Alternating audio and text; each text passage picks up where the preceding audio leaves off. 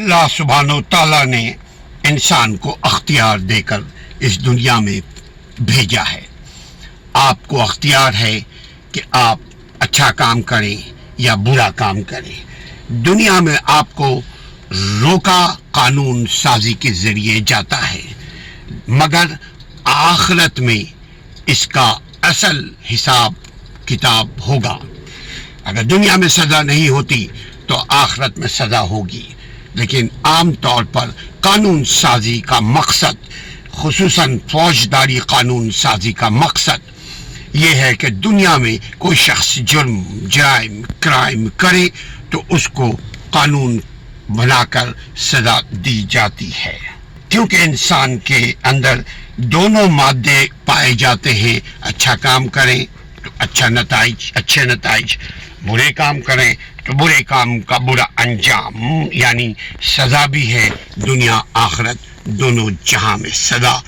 پھر انسان کو اختیار دے دیا ہے کہ وہ جس راہ کو چاہے پسند کرے، اور اس کا مقصد انسان کی آزمائش ہے. اللہ سبحانہ و تعالیٰ کا مقصد انسان کی آزمائش ہے. سورہ ملک میں اللہ سبحانہ و تعالیٰ فرماتے ہیں انسان کو اللہ تعالیٰ نے مجموعہ انسداد بنایا ہے، اس میں ملکیت بھی ہے جو لطیف جذبات اور پاکیزہ خیالات پیدا کرتی ہے اور انسان کو اعمال خیر کی جانب مائل کرتی ہے، اور اچھے برے انجام، اچھے برے کام کے اچھے برے نتائج بھی بتاتی ہے. انسان میں منفی جذبات ہیں تو منفی جذبات نیگیٹو تھنکنگ کے نیگیٹو انجام، نیگیٹو کام کے نیگیٹو اعمال کے نیگیٹو ہی انجام ہوں گے. یعنی جیسا کرو گے ویسا ہی پاؤ گے. برائی کا انجام بھلائی نہیں اور بھلائی کا انجام برائی نہیں.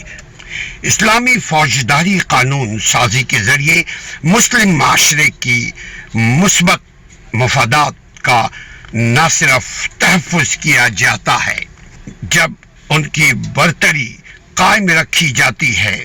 اسلامی فوجداری قانون کے ذریعے دنیا میں امن قائم رکھا جاتا ہے اور انسانوں کی زندگی میں امن و آشتی کو فوجداری یعنی کرمنل لا، فوجداری قانون سازی کے ذریعے داخل کیا جاتا ہے. اسلامی فوجداری قانون نے جرم اور سزا کی تقسیم کے سلسلے میں ایک اچھوتا انداز اختیار کیا ہے. فوجداری قانون کے تحت چند جرائم کا بطور خاص ذکر کیا گیا ہے اور ان کی سزا یعنی فوجداری میں ان کی سزا بھی ساتھ ہی تجویز کر دی گئی ہے، مقرر کر دی گئی ہے. بعض حدود اور بعض تعزیر کہلاتی ہے، یعنی کرمنل لا اور پینل لا کے تحت سزا یا جزا دی جاتی ہے.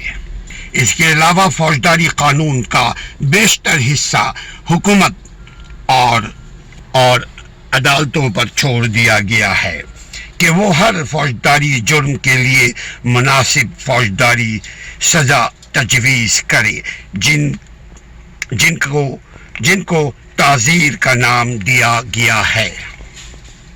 اسلامی قانون فوجداری